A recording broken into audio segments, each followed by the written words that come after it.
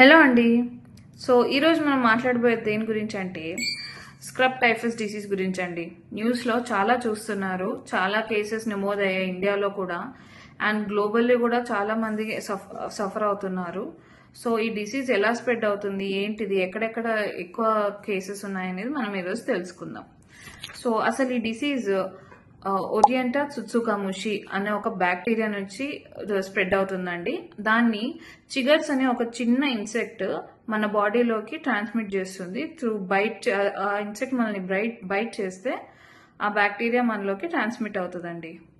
So అసలు ఇది ఎక్కడెక్కడ రీజన్స్లో ఎక్కువ ఉందంటే, so northern Japan and northern Australia and west of Pakistan, ఈ రీజన్స్ మూడింటిని కలిపితే ఒక ట్రయాంగిల్ ఫామ్ అవుతుంది. సో ఆ ట్రయాంగిల్లో కవర్ అయిన ఏరియాస్ అన్నిటిలో ఈ స్క్రబ్ టైఫస్ అనే డిసీజ్ చాలా వరకు స్ప్రెడ్ అయి ఉందండి. అందుకనే దాన్ని సుత్సుగాముషి ట్రయాంగిల్ అని అంటున్నారు. అసలు సుత్సుగా అనే పేరు ఎలా వచ్చిందంటే, it is derive from 2 Japanese words. ఒకటి సుత్సుగా అండ్ రెండోది ముషి. సో సుత్సుగా అంటే ఏంటంటే స్మాల్ అండ్ హార్మ్ఫుల్ అనే అర్థం. ముషి అంటే ఒక క్రియేచర్ ఆర్ ఒక ఇన్సెక్ట్ అని అర్థం. సో రెండు కలిపితే ఏంటంటే ఒక small harmful creature or insect వల్ల స్ప్రెడ్ అయ్యే డిసీజ్ అని అర్థం. ఓకే, సో గ్లోబల్లీ ఆల్మోస్ట్ ఒక 1 మిలియన్ డెత్స్ రికార్డ్ అయ్యాయండి.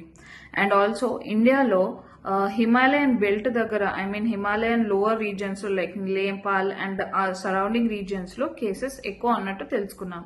నేపాల్లో ఒకటే 16,597 కేసెస్ ఉన్నాయని రికార్డులో ఉందండి, as per research. And also as మనం న్యూస్లో చూస్తున్నట్టు ఆంధ్రప్రదేశ్ రీజియన్స్ మొత్తంలో లైక్ కర్నూలు, విజయవాడ, విశాఖపట్నం, అక్కడ రీజన్స్ అన్నిటిలో ఈ కేసెస్ చాలా ఎక్కువ ఉన్నాయి. అండ్ ఆల్రెడీ 2 to 3 ఉమెన్ చనిపోయినట్టు కూడా మనం న్యూస్లో చూస్తున్నాం. సో ప్లీజ్ అందరూ చాలా జాగ్రత్తగా ఉండండి. మన ఈ రీజియన్లో లేదు కదా కేసెస్ అని అనుకోవద్దు. ఎప్పుడైనా మనకి ఏ రీజియన్కి స్ప్రెడ్ అవ్వచ్చు.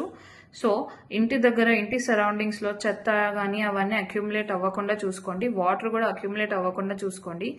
And contaminated food and water అంటే వెజిటేబుల్స్ కానీ ఫ్రూట్స్ కానీ అవన్నీ బాగా వాష్ చేసుకొని తీసుకోండి. చాలా జాగ్రత్తగా ఇన్సెక్ట్స్ ఏవి వాటి మీద ఫ్లై అవ్వకుండా చూసుకోండి.